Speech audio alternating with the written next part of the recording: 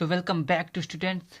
आज हम स्टार्ट करने जा रहे हैं एक साइंस का जो मोस्ट इम्पॉर्टेंट क्वेश्चन है, जो आपके एग्जाम में हर साल रिपीटेड क्वेश्चन जो पूछा जाता है कि उदासीनीकरण अभिक्रिया क्या होती है। ठीक है, न्यूट्रलाइजेशन रिएक्शन क्या होता है, ये आपके एग्जाम में हर बार पूछा जाता है। तो चलिए इसको देख लेते हैं और आपके नंबर जो है 2 मार्क्स या 4 मार्क्स जो भी आएगा उसको हम पक्के कर लेते हैं। ठीक है, तो इसमें क्या होता है कि जब भी हमारे पास अम्ल और क्षार अभिक्रिया करता है तो कि लवण और जल बनाता है, इसको याद रखना है।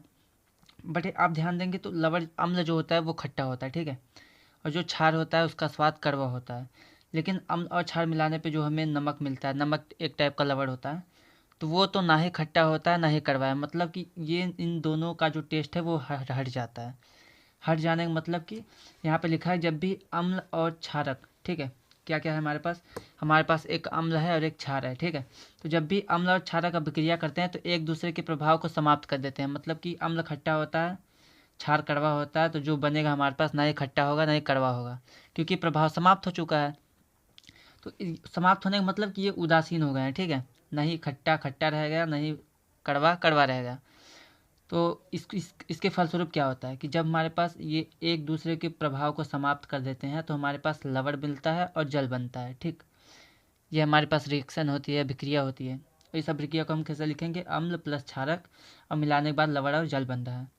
अब हम इसे उदासीनीकरण अभिक्रिया क्यों कहते हैं, उसका रीज़न क्या है कि जब भी हम अम्ल और क्षार को मिलाते हैं तो एक दूसरे को प्रभाव को उदासीन कर देते हैं, समाप्त कर देते हैं, नष्ट कर देते हैं। ठीक है, एक दूसरे के प्रभाव को समाप्त कर देते हैं, उदासीन कर देते हैं। इसकी वजह से हम इसको कहते हैं उदासीनीकरण अभिक्रिया। ठीक है, इसको आपको याद रखना है कि अम्ल और क्षार जब अभिक्रिया करते हैं तो एक दूसरे के प्रभाव को समाप्त कर देते हैं, नष्ट कर देते हैं, उदासीन कर देते हैं।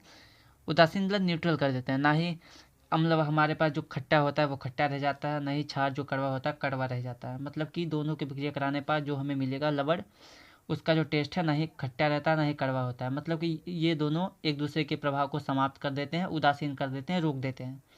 तो इसकी वजह से हम इस अभिक्रिया को उदासीनीकरण अभिक्रिया कहते हैं। ठीक है, तो उदासीनीकरण अभिक्रिया में आपको ये दोनों रिएक्शन जो अब आपके पास हमने लिखा है, दोनों में से किसी भी एक को आप लिख देंगे तो आपका काम हो जाएगा। ठीक है, तो पहला हमने लिखा है कि पहला जो एग्जांपल है वो HCl हमने लिया है और क्षारक में NaOH मतलब कास्टिक सोडा या फिर सोडियम हाइड्रोक्साइड लिया है।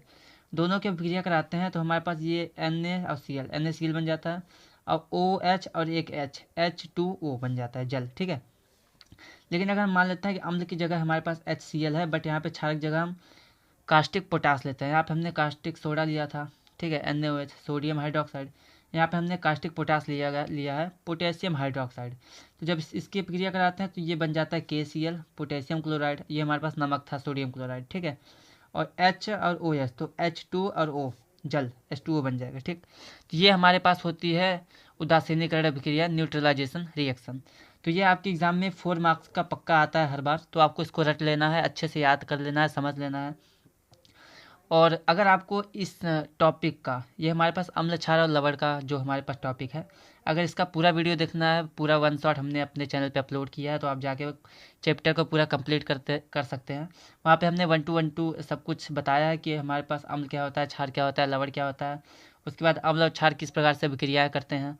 उसके बाद हमने पढ़ा है कि धावन सोडा क्या होता है, बेकिंग सोडा क्या होता है, ब्लीचिंग पाउडर क्या होता है, प्लास्टर ऑफ पेरिस क्या होता है, सब कुछ हमने पढ़ा है। तो वहाँ पे आप इसको जाके कंप्लीट कर सकते हैं।